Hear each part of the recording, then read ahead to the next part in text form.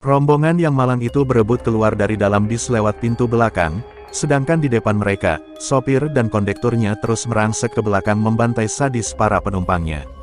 "Tolong!" teriak Anggun histeris ketika kedua tangan kondektur itu mencekik lehernya. "Tutoger Agur, Agur!"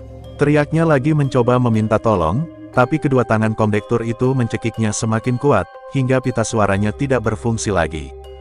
Duk, suara keras benturan batu di tengkorak belakang terdengar renyah.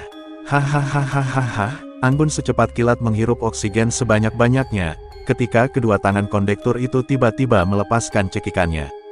Bak, tubuh kondektur itu pun langsung tersungkur ketika membalikkan badannya ke arah Fahmi. Ternyata Fahmi yang memukul kondektur itu menggunakan batu yang ia temukan di luar. Ia berhasil kabur duluan lewat pintu belakang.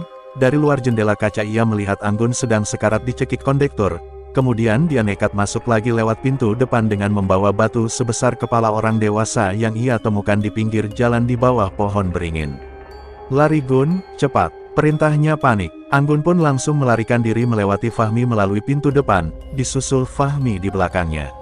Pak sopir yang sedang kesetanan sibuk membantai para penumpangnya, begitu mendengar suara gaduh di belakangnya, sesaat ia menghentikan aksinya dan langsung menoleh ke belakang. Kedua matanya nampak marah ketika melihat dua anak melarikan diri lewat pintu depan, dan ia semakin murka ketika melihat temannya yang tengkorak belakangnya sudah hancur dengan posisi tengkurap di atas lantai kabin bis. "Hah!" teriak sopir itu murka disertai kedua kakinya melangkah cepat mengejar Fahmi dan Anggun, dan saat itulah kesempatan siswa-siswi yang dari tadi berebut keluar lewat pintu belakang untuk melarikan diri. "Ayo cepat lari!" teriak Fahmi emosi, karena Anggun berhenti di belakangnya sejenak, untuk mengatur ritme nafasnya yang dari tadi ngos-ngosan. Dengan sigap Fahmi menghampiri Anggun dan langsung menarik pergelangan tangan kanannya. Teriaknya spontan karena tangannya ditarik dengan kasar. Fahmi pun mengajaknya lari masuk ke semak-semak pinggir jalan, sedangkan siswa-siswi yang masih selamat lari berpencar sendiri-sendiri dan ada yang berkelompok entah kemana, mereka berlomba menyelamatkan diri masing-masing. Sedangkan keadaan di dalam kabin bis sangat mengerikan, banyak siswa-siswi dan guru mati mengenaskan, hampir kesemuanya kepalanya hancur karena pukulan keras kunci roda bis, dan mata mayat-mayat mengenaskan itu masih dalam keadaan terbuka lebar. Mereka mati dengan kondisi mata masih melotot ketakutan dan menahan rasa sakit, darah-darah segar berceceran di kursi-kursi penumpang, kaca-kaca jendela dipenuhi cipratan-cipratan darah yang muncrat dari kepala-kepala yang dihancurkan menggunakan kunci roda, bahkan ada bola mata yang terlepas dari tengkoraknya dan tergeletak di lantai kabin, karena saking brutalnya pukulan pas sopir yang kesetanan. "Keluar kalian anak ingusan," ucapnya, sambil sepasang matanya menatap teliti semak belukar yang letaknya sedikit jauh dari jalan raya. "Kalian harus menemaniku ke neraka nak, ayo keluar nak," perintahnya dengan nada datar, sambil kedua kakinya tidak berhenti melangkah lambat ke sana kemari demi untuk menemukan mangsanya. Sopir bengis itu pelan-pelan mencondongkan kepalanya ke arah sela-sela semak belukar yang ada di depan matanya. Ia curiga, mereka bersembunyi di balik semak-semak yang ada di depan matanya. Dia semakin mendekatkan matanya ke sela-sela semak tersebut, untuk memastikan keberadaan mereka, sedangkan mata kanannya dari awal selalu mengeluarkan darah karena bola mata sebelah kanannya sudah pecah yang disebabkan oleh potongan kaca jendela, yang pecahan runcingnya menancap ke bola matanya, saat bis tersebut mengalami kecelakaan. "Krok!" Sopir bis keji itu berteriak histeris kesakitan, ketika mata kirinya ditusuk dengan keras menggunakan ranting kering semak belukar, yang ujungnya patah meruncing tidak beraturan.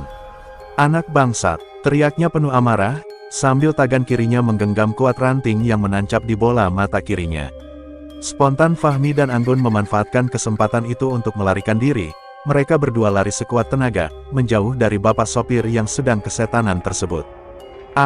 Teriak kesakitannya terdengar mengerikan, ketika tangan kirinya mencabut ranting kering yang menancap di bola mata kirinya, dan ketika ranting tersebut dicabut dengan kuat, bola matanya ikut tertarik keluar, karena ternyata ranting yang seukuran jempol kaki itu berduri, dan salah satu durinya nyangkol di dalam bola matanya, sehingga ketika ia menarik ranting itu dengan kuat dan cepat, seketika itu pula bola matanya ikut tercabut keluar dari lubang tengkoraknya.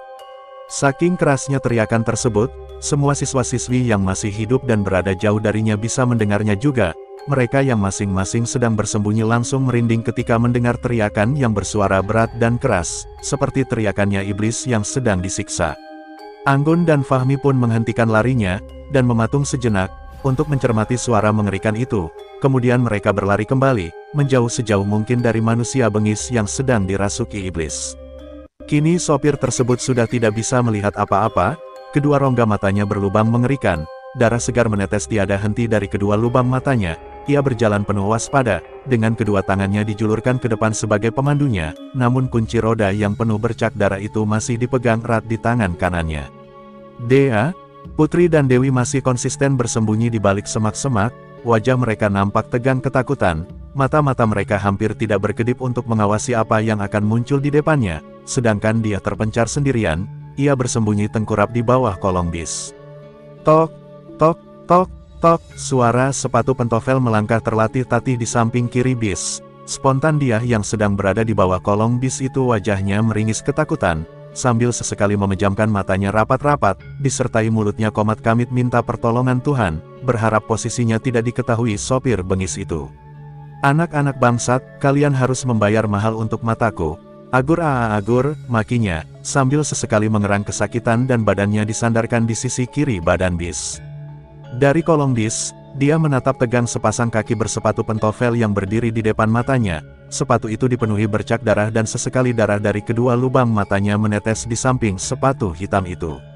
Sial, dia tidak pergi-pergi, gumamnya kesal, sambil sepasang matanya masih mengawasi kaki yang berdiri mematung di depannya dengan sorot mata penuh waspada.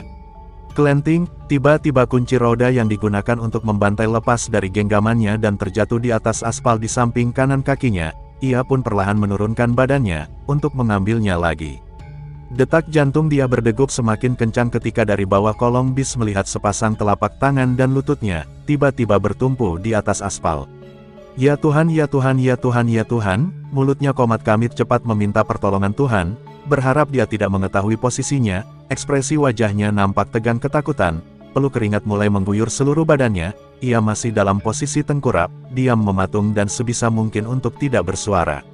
Ya Tuhan, ya Tuhan, ya Tuhan, ya Tuhan, mulutnya komat-kamit cepat meminta pertolongan Tuhan, berharap dia tidak mengetahui posisinya, ekspresi wajahnya nampak tegang ketakutan, peluk keringat mulai mengguyur seluruh badannya, ia masih dalam posisi tengkurap, diam mematung dan berusaha sebisa mungkin untuk tidak bersuara. Agur, anak-anak sialan, gumamnya sambil menahan rasa sakit di matanya, sedangkan badannya sedikit merangkak di sisi sebelah kiri bis. Dia yang melihatnya dari bawah kolong bis, menahan keinginannya untuk lari, dan sepasang matanya tidak berkedip mengawasi gerak-gerik pembunuh keji tersebut. Ketemu juga, gumamnya sambil tangan kanannya meraih kunci roda yang jatuh tergeletak dekat kolong bis. Agur, bau parfum, gumamnya, dengan badan masih posisi merangkak di atas aspal, ia mempertajam indera penciumannya, kepalanya perlahan ia rendahkan, lebih dekat ke aspal, mengikuti insting penciumannya. Haks, spontan mulut dia hampir berteriak kaget ketika melihat kepala sopir itu melongkok ke bawah kolong bis. Untungnya ia secara refleks langsung menghentikan suaranya dengan kedua telapak tangannya bertumpuk membekap erat mulutnya sendiri. Parfum aroma wanita, bisiknya sambil kepalanya terus didekatkan ke atas aspal. Dengan sedikit bergeleng-geleng mencari sumber aroma wangi parfum tersebut, tiba-tiba ia mengarahkan kepalanya ke bawah kolong bis. Spontan dia teriak kaget, karena wajahnya bertatap muka dengan pembunuh keji itu. Untungnya kedua mata sopir itu sudah tidak bisa berfungsi. Agur, keluar kau nak, perintahnya, sambil tangan kanannya yang masih memegang kunci roda meraba-raba ke arah sumber suara jeritan tersebut. Spontan dia berusaha keluar dari kolong bis itu dengan posisi tengkurap, kedua lengannya berusaha keras menarik badannya untuk keluar dari kolong bis. Jangan lari kau nak, jangan lari. Teriaknya menakut-nakuti dia, sambil kepalanya berusaha masuk ke kolong bis. Krak, suara tengkorak pecah, disertai darah muncrat ke arah mukanya Robi. Tuk, krak, petik 2, tuk, krak, petik 2. Robi memartil berkali-kali tengkorak belakang sopir itu dengan sangat keras hingga tengkorak belakangnya hancur. Spontan badan sopir itu kejang-kejang di atas aspal disertai darahnya terus mengucur deras dari kepala belakangnya. Hahaha, nafas panik Robi disertai keringat dingin di wajahnya, karena baru kali ini dia membunuh orang. Robi, hahaha, teriak dia penuh rasa syukur yang muncul dari arah belakang bis, disertai nafas paniknya yang belum hilang. Robi yang sedang menduduki punggung sopir bengis yang sudah mati, langsung menoleh ke arah dia, dengan tatapan sama-sama serius. Dia berlari ke arah Robi dengan tergesa-gesa. Ayo Bi, Kita cari yang masih hidup, ajaknya dia yang berdiri di samping kanannya. Ia pun langsung beranjak dari duduknya dan langsung lari tergesa-gesa dengan menggandeng dia, sedangkan tangan kanannya membawa serta martil tersebut. Hahaha, mereka berhenti sejenak di tempat lapang dekat jalan raya, sambil mengatur nafasnya kembali. Kemana mereka? Tanya dia. Sepi sekali, sambungnya, sambil berdiri tegak dan bertolak pinggang, dengan kedua matanya berpatroli ke sekitar lokasi. Entahlah. Hahaha, jawab Robby dengan posisi ruku tapi sepasang matanya menatap horizontal ke arah sekitar. Woi, teman-teman keluarlah. Teriak Robby sambil menegakkan badannya. Mereka berdua berdiri mematung sejenak, mengamati sekitarnya, tetapi tidak ada satupun yang menampakkan batang hidungnya. Sudah aman teman-teman, dia sudah aku bunuh. Teriaknya lagi untuk meyakinkan teman-temannya yang sedang bersembunyi ketakutan. Robby, panggil Dea dari arah belakangnya. Dia, panggil Putri dan Dewi hampir bersamaan dari arah belakangnya juga dengan rasa bahagia. Dea, Dewi dan Putri keluar dari semak-semak, dan segera berlari bergabung dengan Robby dan dia. Kalian selamat, syukurlah, teriak Jaka dari kejauhan, yang tiba-tiba muncul di balik pohon besar, dari arah samping kanannya diikuti Andi. Mereka berdua pun berlari penuh semangat ke arah teman-temannya yang masih selamat. Ayo kita cari yang lainnya yang masih selamat, ajak Andi begitu bergabung dengan mereka. Ayo, jawab Dea, Putri, dia dan Dewi hampir bersamaan. Tapi tunggu, kita ke arah mana? Tanya Jaka, sambil bertolak pinggang menatap wajah teman-temannya yang bersemangat untuk melakukan pencarian. Gumam Robby, yang berdiri tegak sambil kepalanya melihat bingung ke arah kanan kirinya dan kedua tangannya bertolak pinggang. Kita ke arah sana, lanjutnya sambil mengangkat jari telunjuk kanannya ke arah sebelah selatan. Ayo, jawab kaum Hawa hampir bersamaan. Mereka pun bergegas untuk melangkahkan kakinya ke arah selatan. Tunggu. Setelah Jaka tiba-tiba, semua temannya pun spontan menghentikan langkahnya, dan semuanya memandang ke Bepakang, ke arahnya. Gimana kalau dibagi dua tim aja, biar cepat ketemu? Usul Jaka sambil membalas tatapan teman-temannya. Jangan, tolak Robby tegas. Kita semua baru menginjakan kaki di sini, dan tidak tahu wilayah sini, itu malah akan memperburuk keadaan. Baiknya kita tetap bersama-sama aja, ucap Robby memberikan penjelasan kepada Jaka. Dan nampaknya semua setuju atas apa yang diutarakan Robby. Oke, jawab Jaka singkat sambil sedikit menganggukkan kepalanya sambil bertolak pinggang, menandakan ia setuju dengan usulan Robby. Rombongan yang terdiri dari 3 lelaki dan 4 wanita itu melangkah bersamaan di atas jalan aspal yang lurus dan sangat sepi dan sunyi. Lampu-lampu jalan yang masih tetap menyala terang, menyaksikan mereka berjuang menuju jalan pulang. Teman-teman, teriak mereka bergantian dengan kedua kakinya masih tetap melangkah.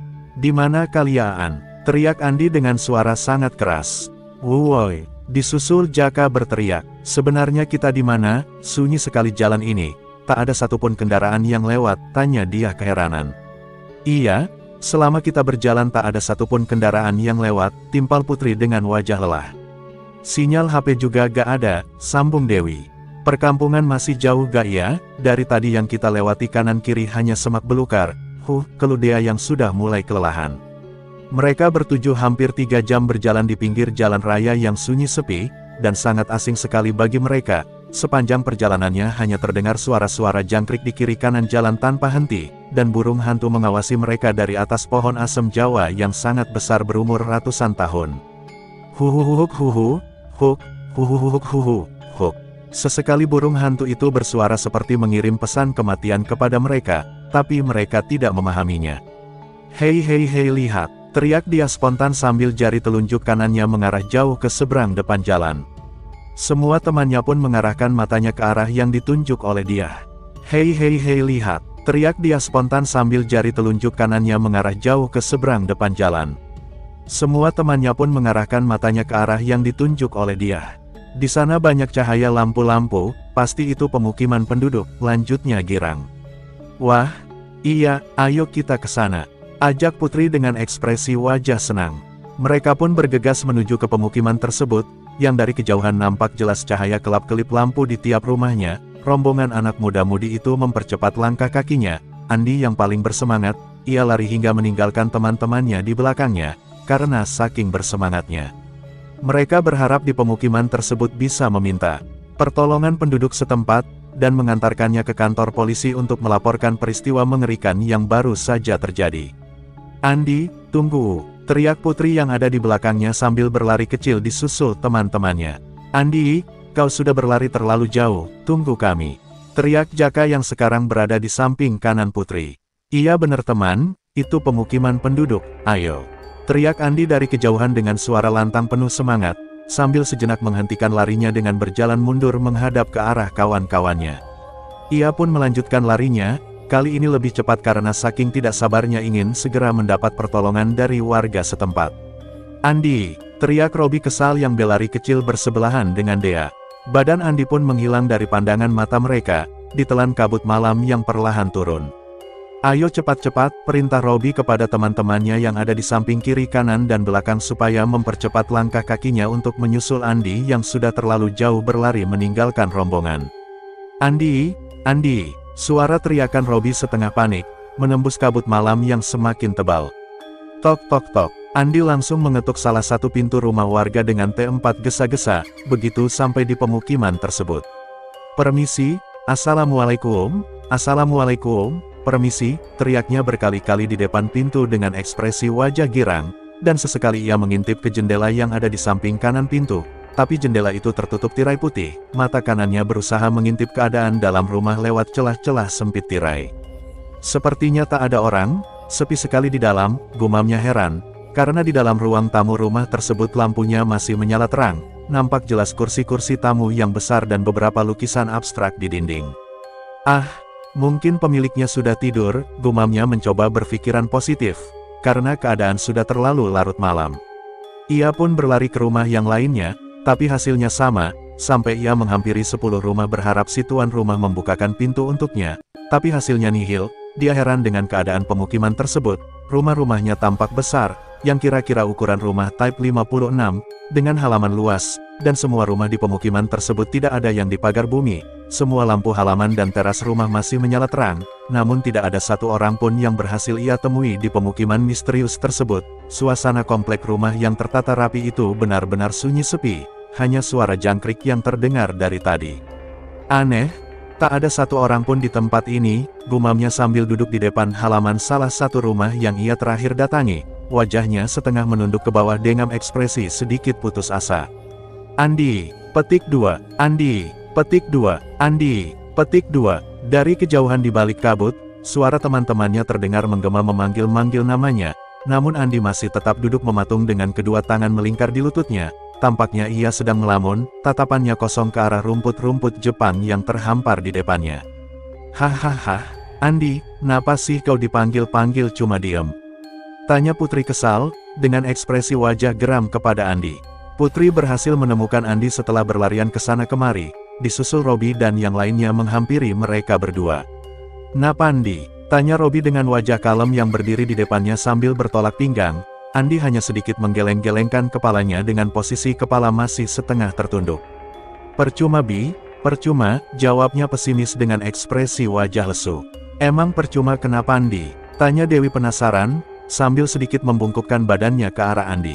"Aku sudah keliling, dan mendatangi tiap rumah, tapi, tak ada seorang pun yang aku temui," jelasnya putus asa. Semua temannya pun terdiam sejenak mendengar penjelasannya itu. "Semua rumah di sini kosong," sambungnya penuh emosi, disertai ia beranjak dari duduknya, dan kedua tangannya mencengkram sisi kanan kiri kepalanya dengan kuat karena putus asa. "Kosong semua, gak ada orangnya," lanjutnya sambil berjalan menjauhi kerumunan teman-temannya. Ekspresi wajah kawan-kawannya pun terlihat ikut putus asa menatap ke arah Andi, hanya Robi yang masih mencoba tetap tegar dan tenang. "Ini memang tempat aneh, bener-bener aneh, kalian sadar gak, selama kita jalan kaki tak ada satupun kendaraan yang lewat," ucap Dewi setengah panik. "Iya benar, jalan raya selebar ini, dan sebagus ini, benar-benar sepi seperti kuburan," timpal Jaka membenarkan ucapannya Dewi. "Jangan putus asa kawan-kawan, kita harus terus berusaha, pasti ada jalan pulang," ucap Robi mencoba menenangkan teman-temannya. "Tapi," ucap Dea yang seketika menghentikan bicaranya ketika mendengar sesuatu. Teng, teng, teng, teng. Tiba-tiba dari kejauhan terdengar suara lonceng yang berbunyi nyaring. Kesemuanya diam mematung dengan ekspresi wajah kaget disertai rasa penasaran. Telinga mereka mencoba menangkap sumber suara itu dari arah mana berasal. Suara lonceng, gumam Robby dengan ekspresi wajah penuh tanda tanya. Ayo, ajar Robby disertai langkah kakinya untuk memulai lari mencari sumber suara itu. Teman-temannya langsung mengikuti di belakangnya. Teng, teng, lonceng itu masih terus berbunyi. Robby mempercepat larinya untuk segera menemukan sumber suara itu sebelum lonceng tersebut berhenti berbunyi. Ayo kawan-kawan, teriaknya sambil sesekali menoleh ke belakang ke arah teman-temannya, untuk memastikan mereka mengikuti di belakangnya. Ia lari ugal-ugalan, beberapa kali dia hampir terjungkal ke depan dan ke samping karena mendadak menghentikan larinya sedetik, sebab sepasang telinganya kadang salah menangkap titik asal sumber suara tersebut. Sebelum lonceng itu berhenti, dia harus sudah menemukannya, karena kalau tidak, usaha dia akan sia-sia. Robby, tunggu, teriak dia yang berlari di belakangnya. Teng, teng, teng. Suara misterius itu masih mengeluarkan suara nyaring. Robby masuk ke dalam gang di pemukiman itu, untungnya gang yang lebarnya kira-kira 6 meter tersebut hanya lurus ke depan, dan tidak ada persimpangan, sehingga tidak membuatnya bingung. Ia menambah kecepatan larinya, sepertinya dia sudah tidak terlalu peduli terhadap teman-temannya yang ketinggalan jauh di belakangnya. Peluh keringat mulai menyerbu wajahnya. Teng, teng, suara lonceng sudah berbunyi 11 kali. Jauh di depan matanya terlihat bangunan besar yang terletak di ujung gang itu. Robby sangat yakin sumber suara lonceng tersebut berasal dari bangunan besar yang ada di depannya, karena semakin ia dekat dengan bangunan itu semakin jelas suaranya. Teng, bunyi yang terakhir disertai Robby sudah berdiri tegak di depan aula yang pencahayaannya kurang terang, hanya ada bolam 10 watt yang terpasang di plafonnya. Dan di belakang aula itu ada bangunan rumah adat Jawa yang cukup besar, yang terbuat dari kayu jati yang sudah hitam. Hahaha, suara lonceng jam. Gumamnya dengan nafas terengah-engah disertai peluh keringat membasahi wajahnya. Ternyata suara lonceng yang menggema itu berasal dari sebuah jam berdiri berukuran besar yang terbuat dari kayu jati berpolitur warna hitam. Jam berdiri itu terletak di tengah ujung belakang pendopo, di depan matanya Robby persis, jarum jamnya menunjukkan pukul 24. Sepasang matanya masih menatap serius jam berdiri yang berukuran besar itu, yang tingginya kira-kira 2,5 meter. Ia perlahan melangkah ke depan mendekati jam kayu tersebut, matanya masih tetap fokus menatap pendulum jam yang berayun ke kanan dan ke kiri. Tek tek tek tek tek tek tek tek, saking sunyinya di dalam pendopo dan sekitarnya, hingga bunyi jarum jam yang bergerak pun terdengar jelas di sepasang telinganya Robby. Ia masih berdiri mematung, matanya masih tetap fokus menatap bandul jam, dan sepasang telinganya mendengar serius suara jarum jam yang bergerak, sedangkan teman-temannya belum juga sampai di pendopo yang berbentuk bangunan Jawa tersebut. Ngit ngit ngit ngit, tiba-tiba sepasang telinganya mendengar samar-samar suara kayu yang bergesekan dari arah kiri. Ia pun tersadar dari lamunannya, yang dari tadi sepasang matanya menatap fokus bandul jam yang tak henti-hentinya berayun. Ia menoleh ke kiri, karena pencahayaannya kurang terang. Dia melangkah pelan ke sisi kiri mendekati sumber suara tersebut, untuk memastikan ada apa gerangan di sisi kirinya itu. Ngit, ngit, ngit, ngit. Hah, kursi goyang. Gumamnya dengan ekspresi wajah kaget, karena kursi goyang yang terbuat dari kayu ulin itu, masih bergerak.